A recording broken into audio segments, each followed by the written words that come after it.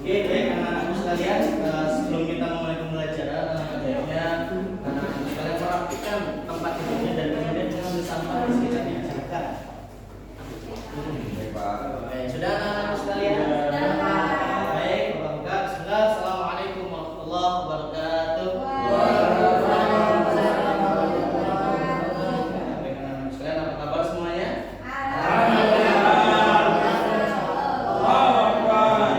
Semoga senantiasa Allah berikan rahmat dan keberkahan, senantiasa kita selalu baik-baik saja. Oke anak-anakku sekalian, sebelum kita mulai pembelajaran, alangkah baiknya kita berdoa terlebih dahulu. Silakan Mas Felix dipimpin. Ya, sebelum kita mulai pembelajaran kita pada pertemuan kali ini, mari kita baca doa. Mulai.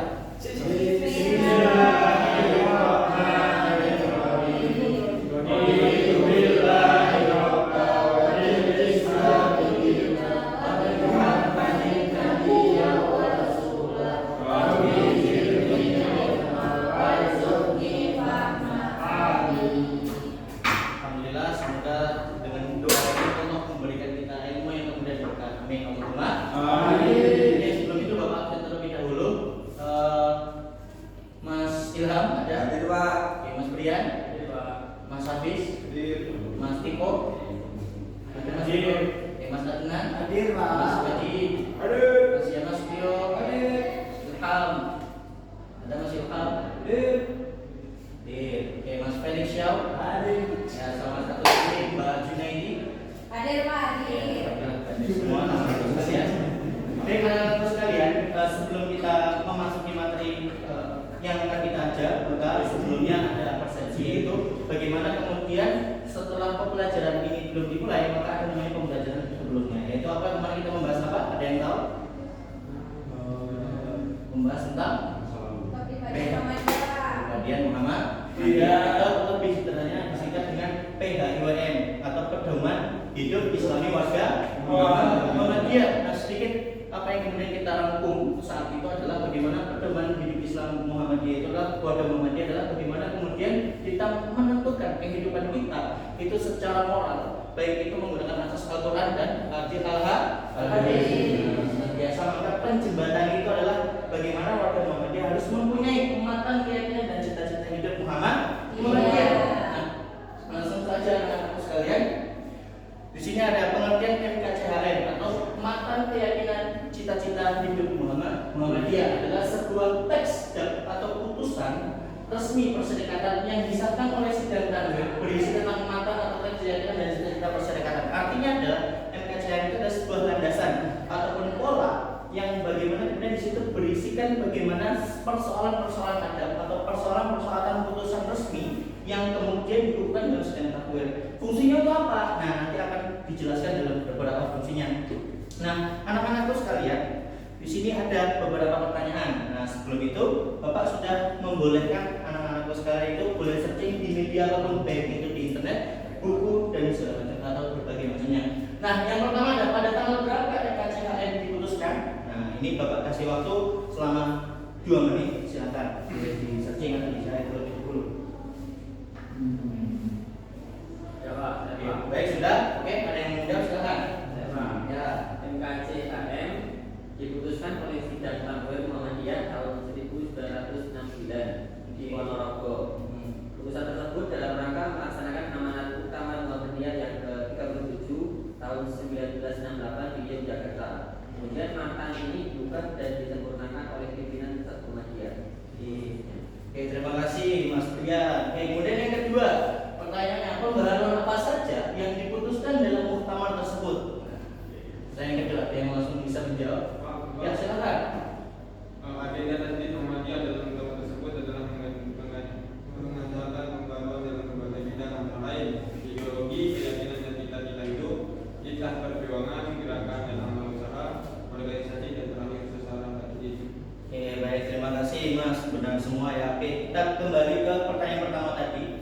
MKCHM diputuskan oleh Sidang Tanwir Muhammadiyah pada tahun 1969 di Ponorogo. Keputusan tersebut dalam rangka melaksanakan amanat muktamar. Jadi sebenarnya MKCHM ini anak-anakku sekalian adalah bagaimana kemudian matan ini diubah dan disempurnakan oleh pimpinan pusat. Karena matan ini artinya matan apa? Isi. Isi ini bagaimana kemudian menjadi landasan landasan bagaimana seseorang warga Muhammadiyah itu harus mengerti bagaimana pedoman secara administrasi, kemudian ada landasannya tadi PHIWM. Nah, itu disebutkan dalam bagaimana dari matan keyakinan cita-cita hidup Muhammadiyah. Kemudian yang kedua ada namanya agenda tajdid Muhammadiyah dalam muktamar tersebut adalah mengadakan pembaruan dalam berbagai bidang, salah satunya ideologi, kemudian hikmah perjuangan, gerak dan usaha, organisasi dan sasaran. Nah, sasaran di sini teman-teman saudara disebutkan tajdid. Kita coba yang membahas di awal ideologi. Nah, keyakinan cita-cita Muhammadiyah adalah bagaimana ideologi Muhammadiyah itu mencerminkan asas-asas bagaimana Nabi Muhammad SAW dalam kehidupan yang baik, amal ma'ruf nahi mungkar. Nah, kemudian yang kedua hikmah perjuangan. Artinya apa? Muhammadiyah bukan hanya di bidang dakwah, namun juga di bidang amal usaha, pendidikan dan berbagai macam sektor. Kemudian yang ketiga gerak dan amal usaha tadi sudah dijelaskan. Kemudian organisasi. Muhammadiyah itu sebagaimana organisasi masyarakat yang mempelopori bagaimana kemudian masyarakat itu mengembangkan potensi dirinya sehingga apa? Sehingga terwujudlah masyarakat Islam yang sebenarnya.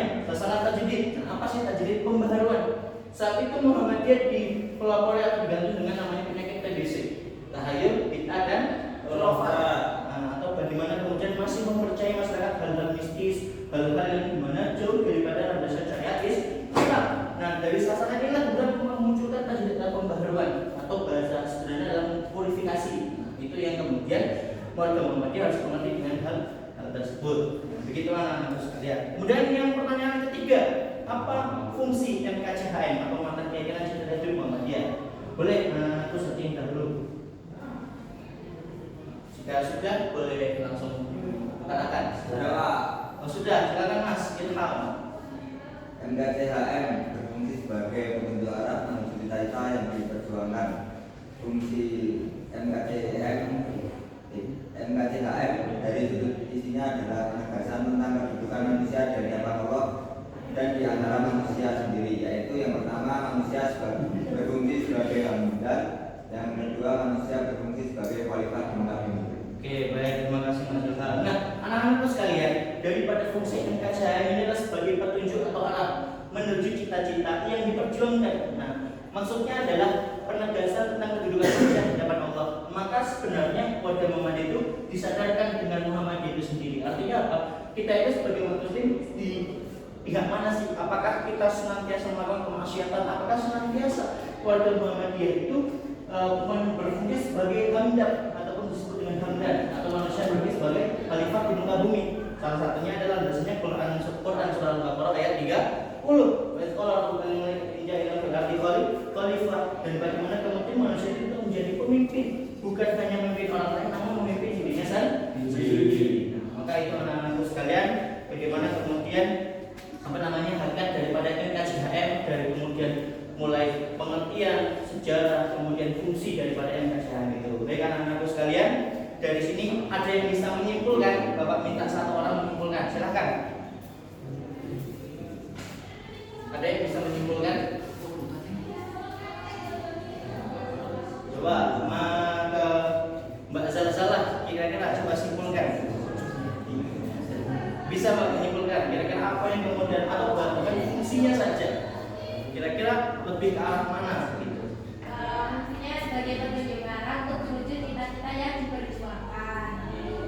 Terus kemudian fungsinya yang kedua, Untuk sudut isinya adalah penegasan tentang kedudukan manusia di hadapan Allah dan di antara manusia itu sendiri.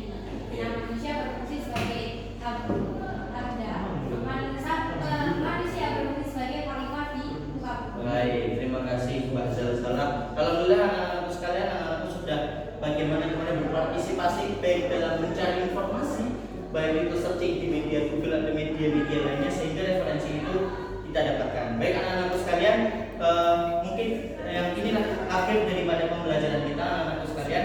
Sebelum itu tadi kita sudah menyimpulkan, kemudian Bapak ingin mengingatkan kepada anak-anakku sekalian bahwasanya hidup-hidupilah Muhammadiyah, namun jangan hidup atau mencari kehidupan di Muhammadiyah. Karena pada dasarnya anak-anak sekalian, Muhammadiyah bukan tempat kita mencari uang atau apapun itu, tapi Muhammadiyah sebagai ranah dakwah, sektor pendidikan, pergerakan, dan bagaimana kita mempurifikasi diri kita sehingga apa? Sehingga kita menjadi orang-orang yang berlandaskan Al-Quran dan hadis. Mungkin itu anak-anakku sekalian. Terima kasih. Kita doa membaca alhamdulillah dan kafaratul majelis.